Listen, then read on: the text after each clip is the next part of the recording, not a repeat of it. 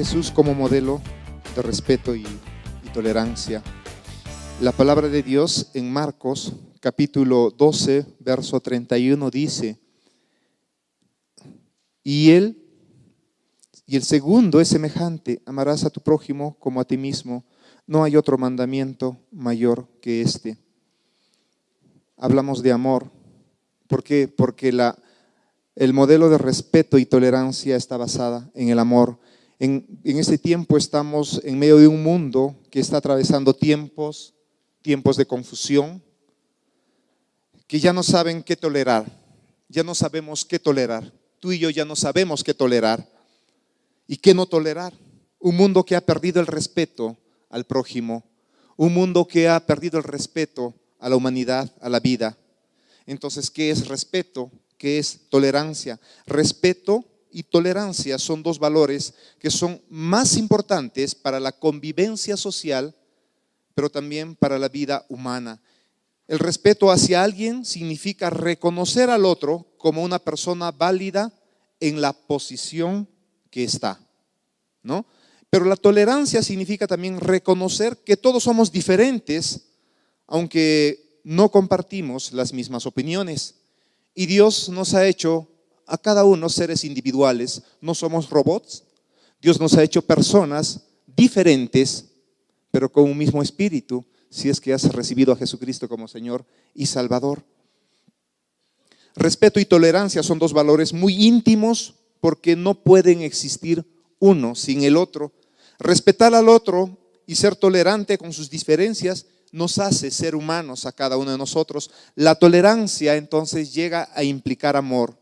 Ya el Señor nos ha dejado claro en el segundo mandamiento que es amar a nuestro prójimo como a nosotros mismos. El respeto y la tolerancia tiene su base, que es el amor. Y la tolerancia está íntimamente unida con esto, con el amor. Y para esto ya sabemos que el amor no es más que un sentimiento. No llega a ser solamente esto, sentimiento. El amor es una decisión. Si hemos conocido la palabra de Dios, si hemos conocido del amor de Cristo, hemos llegado a entender que no son emociones, que son decisiones. Cuando hemos conocido la palabra de Dios, cuando hemos conocido la verdad del Evangelio, nos hemos decidido por seguir a Cristo. Y ahí la canción, yo he decidido seguir a Cristo. No he sentido, he decidido. Porque en mis decisiones está la base de perseverar y de seguir adelante. Por allí no me puede ir bien, qué sé yo, porque por allí voy a seguir teniendo problemas. No lo sé. Pero decidí seguir a Cristo, decidí amar a Cristo y ese es el amor, porque Cristo decidió morir por ti y por mí. Haz que pase de mí esta copa. No, decidió morir por ti y por mí. Y el Padre decidió enviar a su Hijo a morir por ti y por mí. Entonces el amor está basada en la decisión. El amor está basada en la decisión. Así la tolerancia tampoco es un sentimiento, sino es una decisión basada en la voluntad y en la humildad. Si yo decido tolerar, es que decido tolerar. Y el decidir tolerar también está enmarcada en la palabra del Señor. Está enmarcada en el conocimiento de Dios hacia su pueblo, hacia el mundo. Esto nos lleva a la tolerancia y a la corrección. ¿Qué tiene que ver la tolerancia y la corrección? La corrección es parte de la tolerancia. No sé cómo se prende esta cosa por aquí. Entonces la corrección, si me ayuda por favor, de repente me ayuda usted a avanzar los PowerPoint.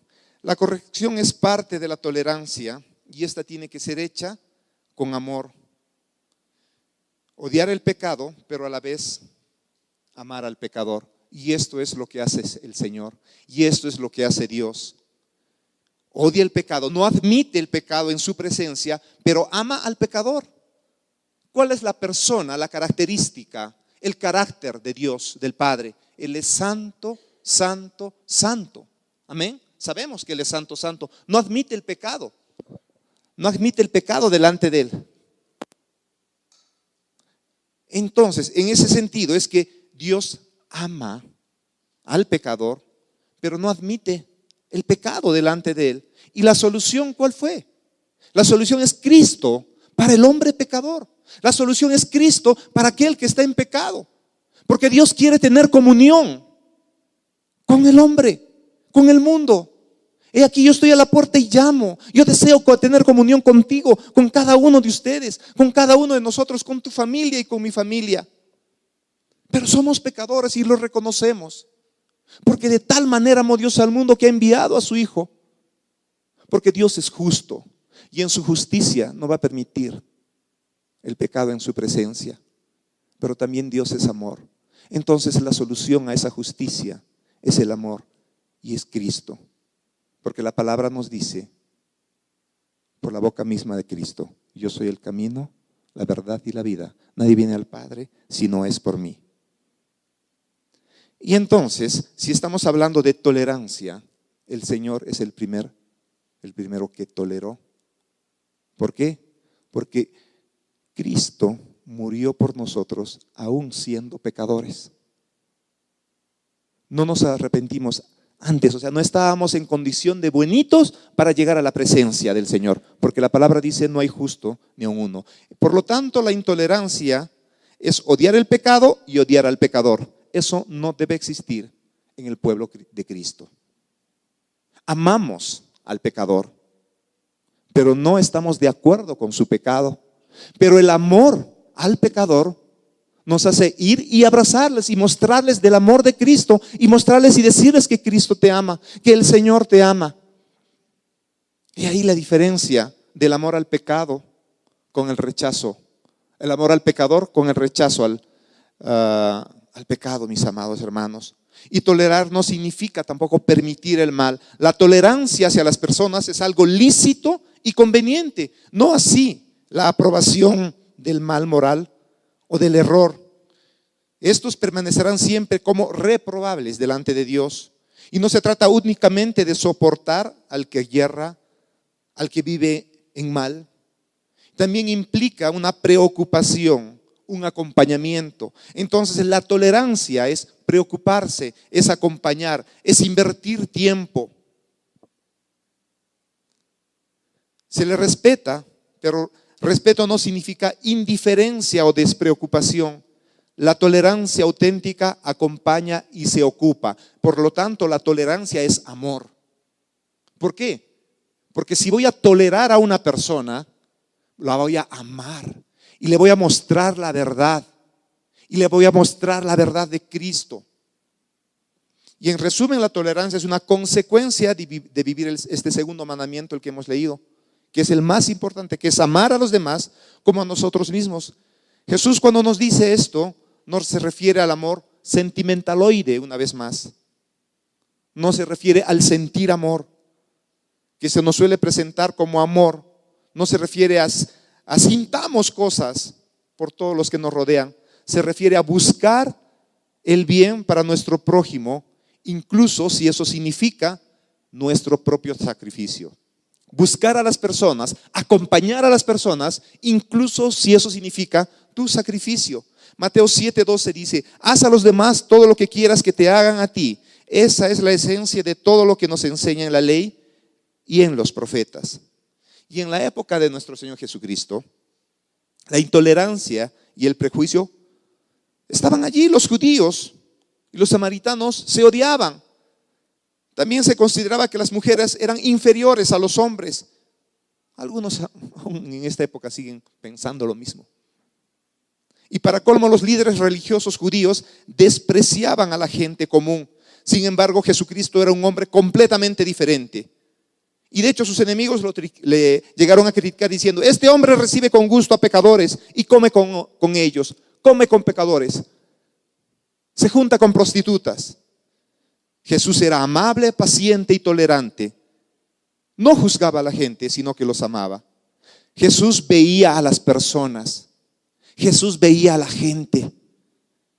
Jesús veía la necesidad de la gente. Muy amable, gracias.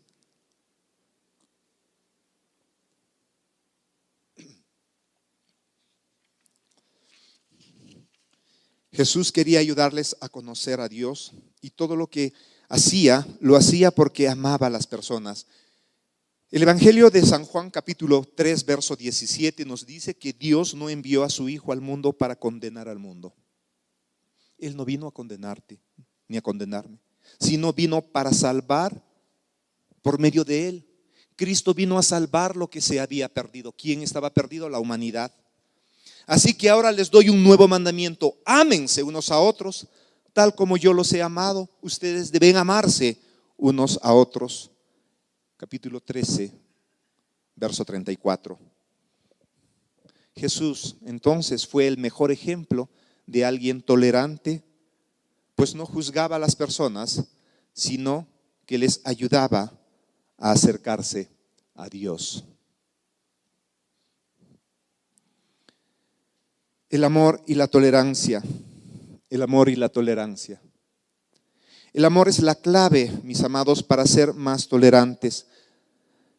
Sin amor no podemos ser tolerantes, pues esto abre nuestra mente y corazón para aceptar a los demás a pesar de sus imperfecciones y diferencias.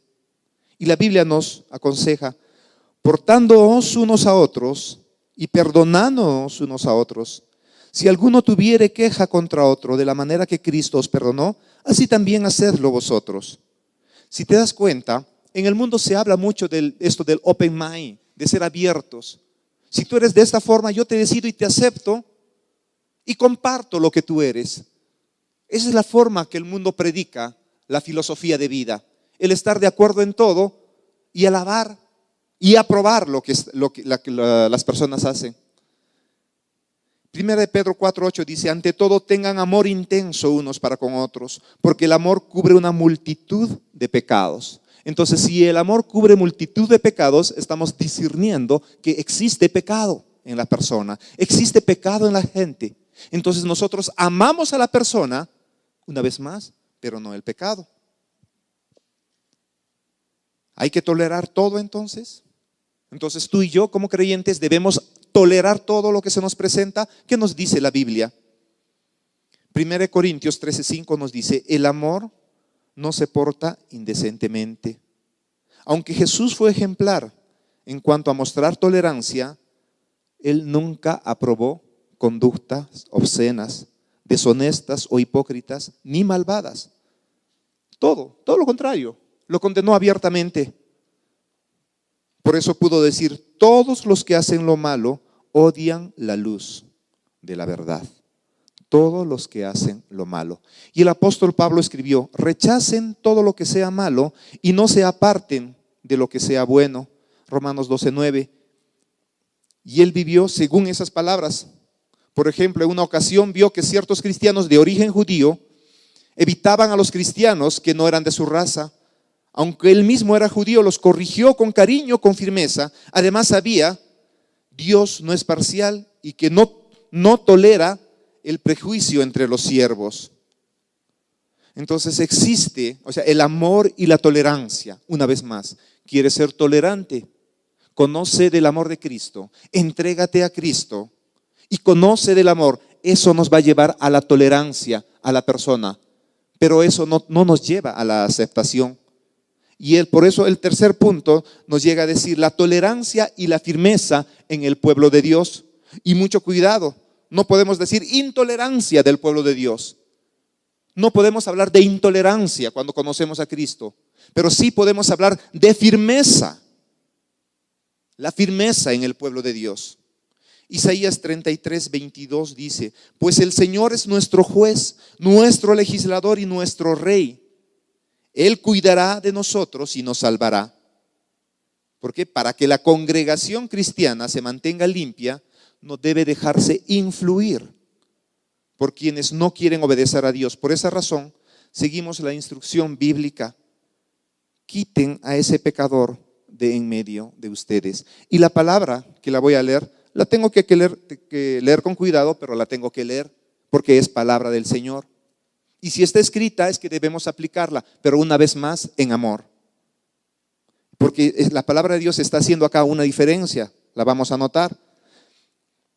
1 Corintios 5, del 11 al 13. Puedes anotar allí, puedes leer la Biblia que tienes en mano. Lo que quise decir es, no se relacionen con ninguno que afirma ser creyente, y aún así se entrega al pecado sexual, o es avaro, o rinde culto a ídolos, o insulta, o es borracho o estafador. Ni siquiera coman con esta gente. Ni siquiera coman con esta gente. Ve ahí la firmeza. Pero la firmeza, ¿a quién se está refiriendo? A aquella persona que dice conocer la palabra de Dios, pero aún así, conociendo la verdad del evangelio, conociendo los preceptos de la palabra de Dios, aún así seguimos viviendo allí. Me quiero incluir, porque no quiero que alguien se sienta lastimado. Pero si la palabra de Dios te está hablando, hermano, que te hable. Pero aún así, conociendo la palabra de Dios, estamos viviendo en nuestra vieja naturaleza. ¿Qué nos va a decir el Señor? Allí hay una diferencia. Aquel que dice ser creyente, dice, no, el verso 12, no es mi deber juzgar a los de afuera.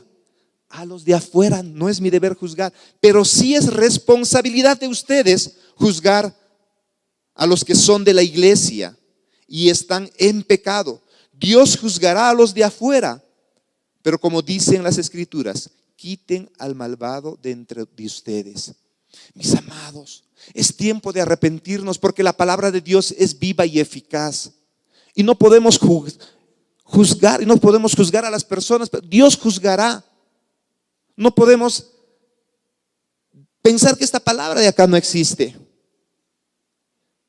Me doy la libertad de hablar. No conozco la iglesia, no conozco a su iglesia. Como les dije una vez más, gracias por permitirme compartir de la palabra a ustedes. Porque muchas veces cuando predicamos a nuestra propia iglesia, el pastor me conoce y por eso me está diciendo. Así que tengo la libertad, no conozco a nadie, ustedes ni su comportamiento. Pero si algo hubiese, mis amados hermanos, a la luz de las escrituras, es arrepentirnos, porque no podemos vivir una doble vida. Amén. Y el Salmo 97:10 llega a decir: oh amadores de Jehová, odien lo que es malo. Entonces, ¿tolerará Dios siempre la maldad? ¿Qué dice la gente? Muchos dicen que así somos los humanos, que siempre habrá gente mala y que Dios es amor y que Dios acepta todo. Incluso llegan a citar versículos bíblicos para mantener una posición. Y menciono a cierto ministro que en alguna ocasión tomó la palabra de Dios para manifestar su homosexualidad en forma pública. Tomó la palabra y dijo: conoceréis la verdad y la verdad os hará libre. Entonces, yo libremente digo que soy homosexual, soy libre, porque esa es mi verdad. ¿Qué nos dice la Biblia? El profeta Habacuc le preguntó a Dios por qué toleraba la maldad y añadió: veo ante mis ojos destrucción y violencia, surgen riñas y abundan las contiendas. Habacuc 1:3. Para que el profeta, hermanos, vea la santidad de Dios, y Dios le prometió que juzgaría a los malvados y le aseguró: sin falta se realizará, no llegará tarde. Habacuc 2:3. No llegará, pero Dios en su misericordia está permitiendo y dando oportunidad al pueblo de Dios, pero también al mundo, para que se arrepientan de su maldad y lleguen al arrepentimiento por medio de Cristo el Salvador. Dios nos sigue dando oportunidad de arrepentimiento al creyente y al no creyente. Ojo, Dios es quien juzga, no los hombres. No los hombres. Punto número 4, Jesús y la tolerancia. ¿Cómo es que tú, siendo judío, me pides a mí de beber, que soy mujer samaritana? Porque los judíos no tienen tratos con los samaritanos. En Juan 4:9. La narrativa de este capítulo nos habla del encuentro de Jesucristo con esta mujer samaritana. Jesús pasaba por Samaria y estaba cansado y estaba sediento, y se acercó allí al pozo en busca de agua al pozo de Jacob. Y la mujer se le acerca, solicita a darle de beber. Ella le recuerda a Jesús la separación social que existía entre judíos y samaritanos. ¿Cómo tú, judío, vienes a pedirme agua a mí? ¿Por qué me vienes a pedir? Jesús obvia la objeción y ¿qué pasa? Pasa a exponerle el evangelio y le responde. Ella le dice: ¿eres tú mayor que nuestro padre Jacob, que nos dio este pozo del cual bebieron él, sus hijos y su ganado? Nuestros padres adoraron en este monte y vosotros decís que en Jerusalén es el lugar donde se debe adorar. Jesús, con amor y persuasión, profetiza sobre la adoración verdadera y le señala su error. Mujer, cree lo que te digo, la hora viene cuando ni en este monte ni en Jerusalén adorarán ustedes al Padre.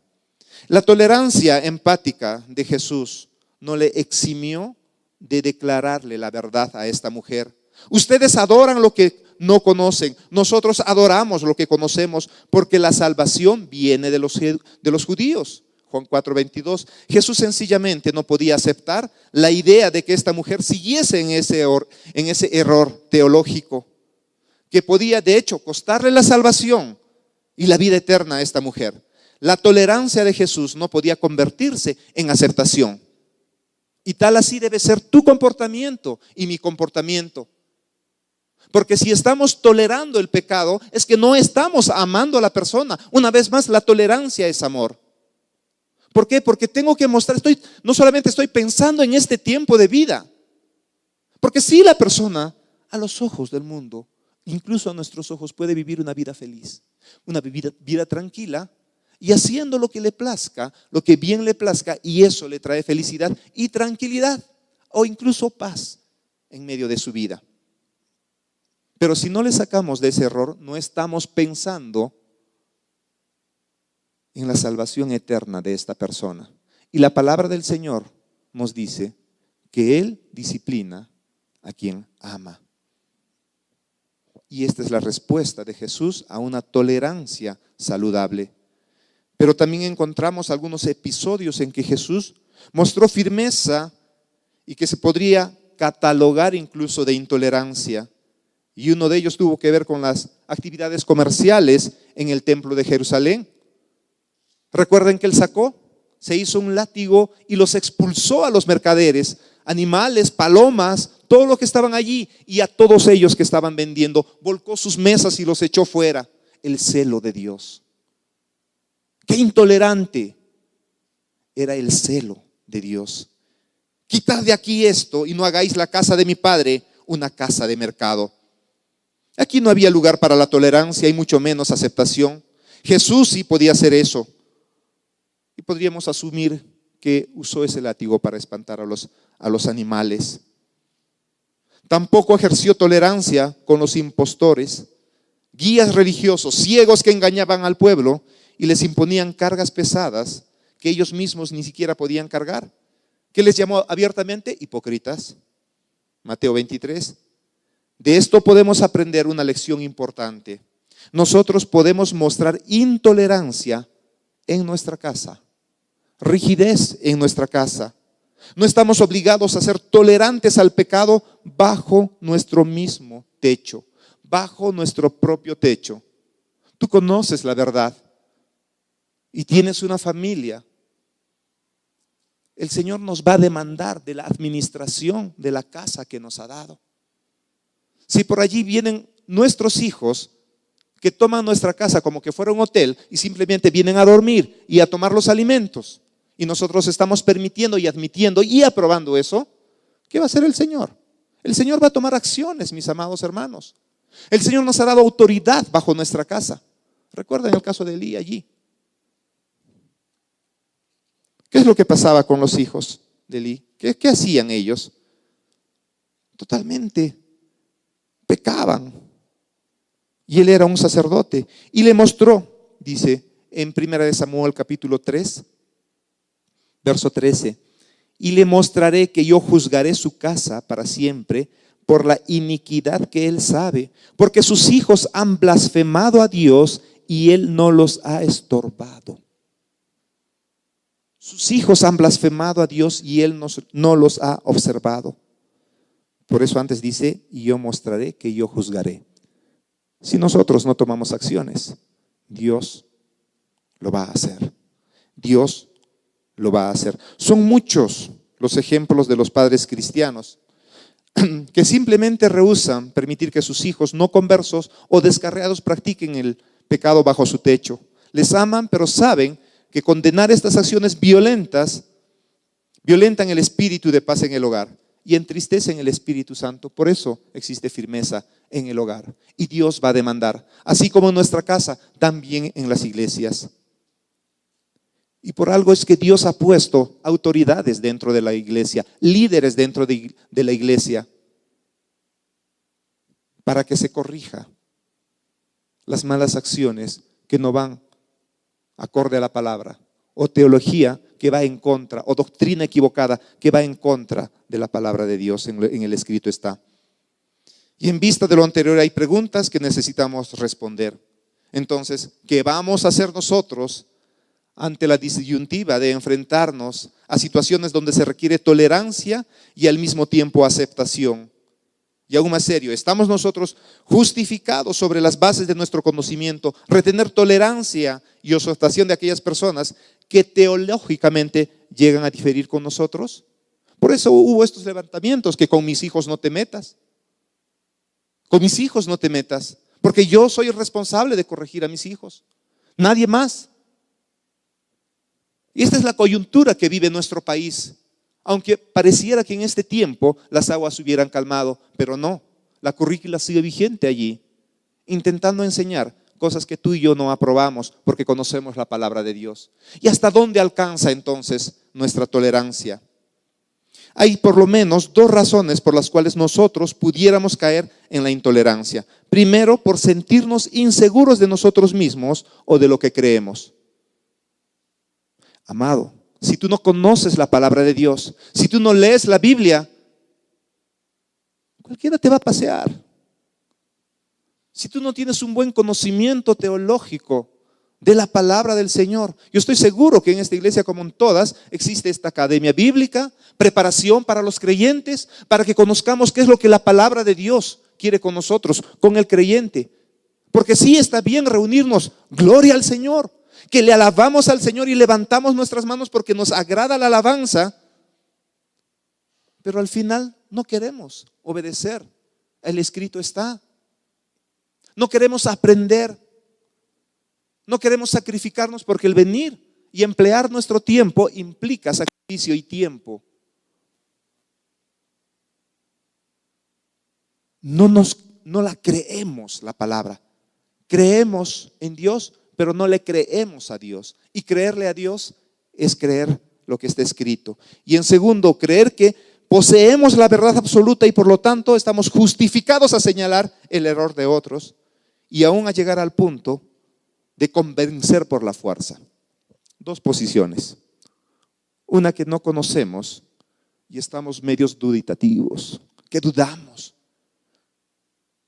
que no tenemos la convicción plena de que la Biblia es la palabra de Dios, que es la voz de Dios. O segundo, que sí conocemos y empezamos a predicar con el pie en alto. Empezamos a atropellar a la gente, a las personas, mostrándonos, tenemos la verdad y esa autoridad me da la autoridad de cachetearte con la palabra de Dios. ¿Y qué nos hace eso? Intolerantes. Y el mundo no se quiere acercar al amor de Dios, porque los creyentes sacan pecho y se creen superiores a todos los demás. Allí no existe amor. Los primeros discípulos de Jesús no estuvieron exentos de este tipo de sentimientos. En una ocasión se perturbaron porque encontraron a un hombre usando el nombre de Jesús de Nazaret para hacer milagros. ¿Cuál era el problema? Que no andaba con ellos, no era parte del equipo. Maestro, dijo Juan, vimos a uno echando fuera demonios en tu nombre y tratamos de impedírselo porque no nos seguía. ¿Y cuál fue la reacción de Jesús? No se lo prohibáis, porque el que no está contra nosotros, por nosotros es. Pues el que no está contra nosotros, por nosotros está. Precioso el Señor, sabio, amoroso el Señor. Y debemos seguir esos pasos.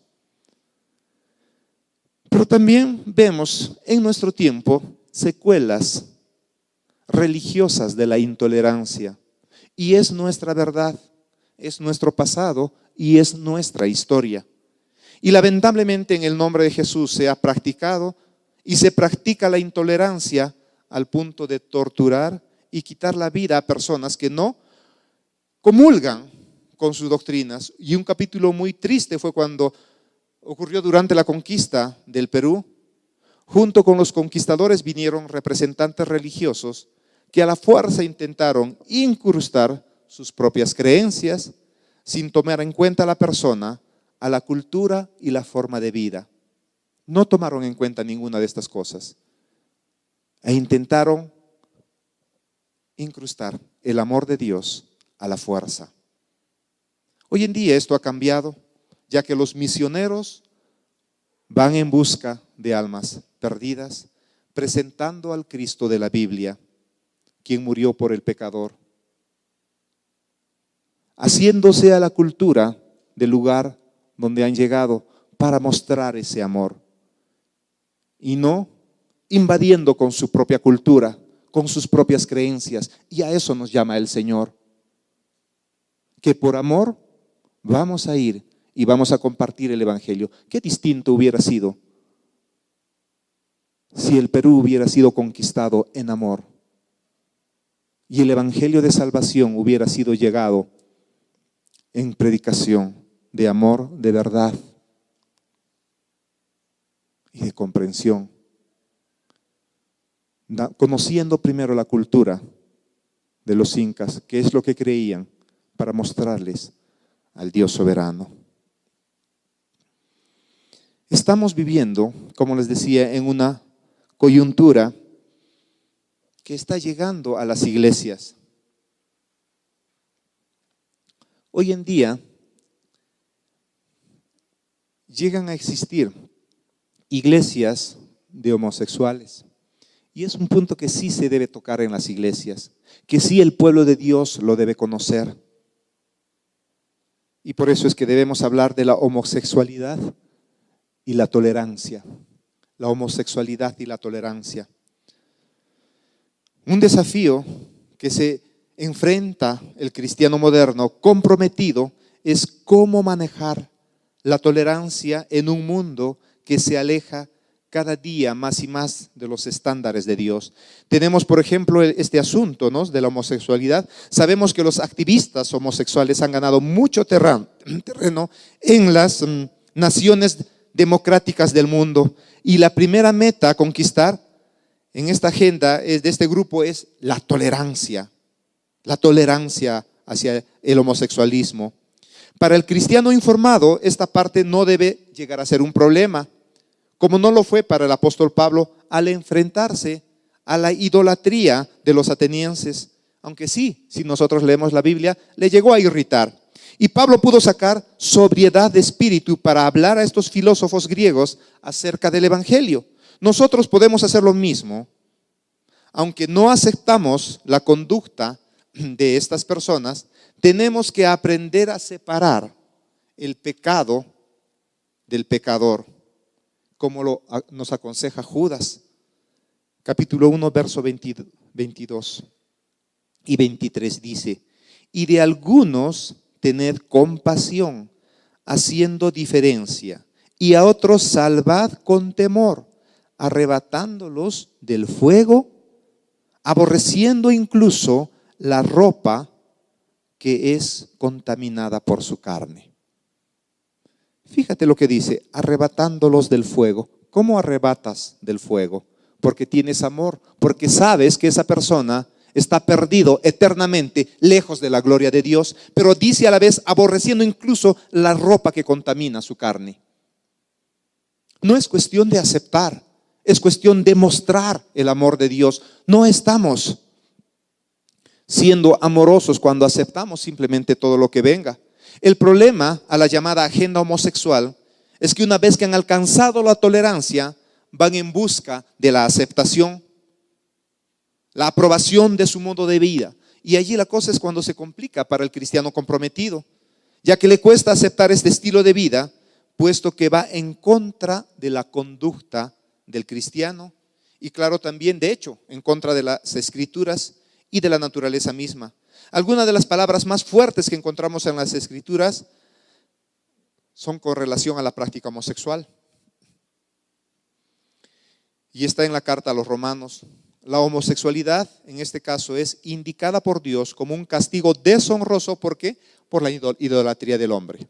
Si tú lees esta porción de la Biblia, en Romanos capítulo 1, 24 en adelante, empieza por la idolatría. Y la idolatría es alejarse de Dios, poner algo delante de Dios en nuestras vidas, poner prioridades. Y Dios condena eso.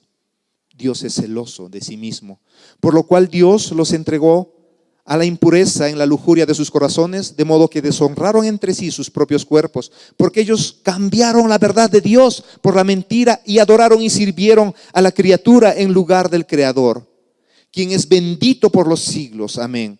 Por esta razón, Dios los entregó a pasiones degradantes, porque sus mujeres cambiaron la función natural por la que es contra la naturaleza. De la misma manera también los hombres, abandonando el uso natural de la mujer, se encendieron en su lujuria unos con otros, cometiendo hechos vergonzosos, hombres con hombres, y recibiendo en sí el castigo correspondiente a su extravío.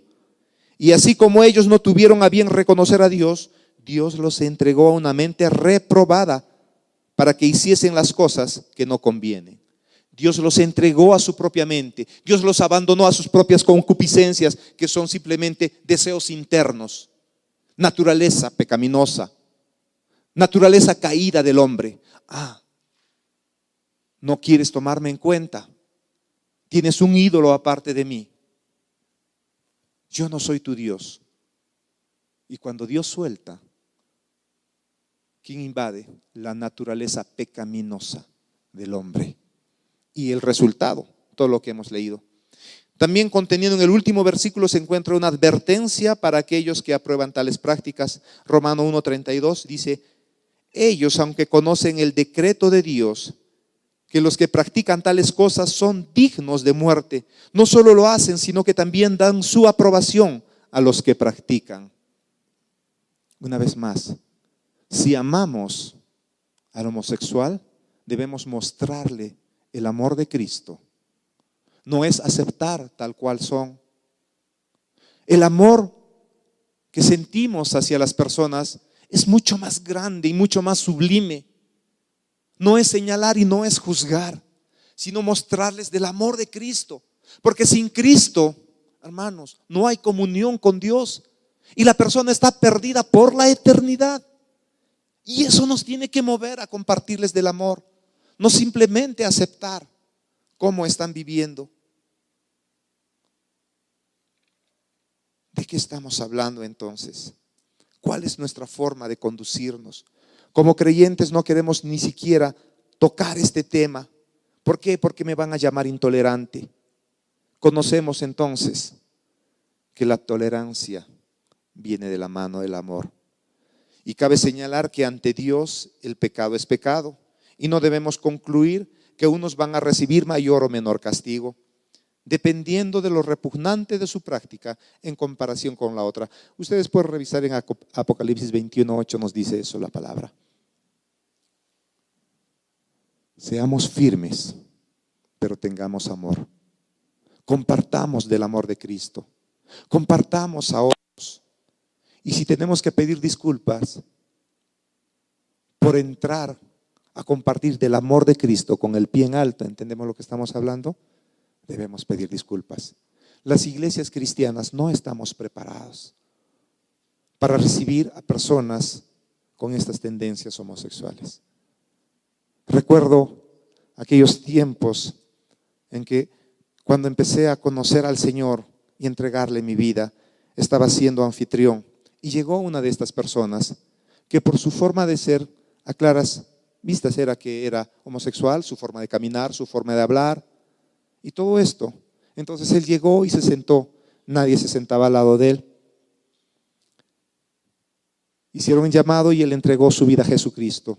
Aceptó a Jesucristo como su Señor y Salvador. Difícil era encontrar quien lo discipule. Difícil era que después quien le mostrara del amor de Dios. Y algunas hermanas ya mayores decían: puedo aceptar cualquier cosa menos eso. Eso es repugnante. No debe venir a esta iglesia, que va a contaminar.